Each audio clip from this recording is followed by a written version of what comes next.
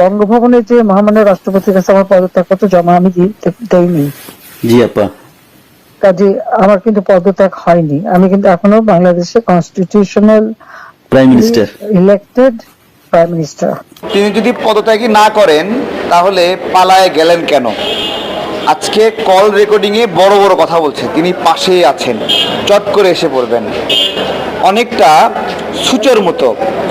সূচো কি জিনিস দেখবেন যে সূচো কিন্তু প্রচুর ভয় পায়, জানেন আপনারা এটা?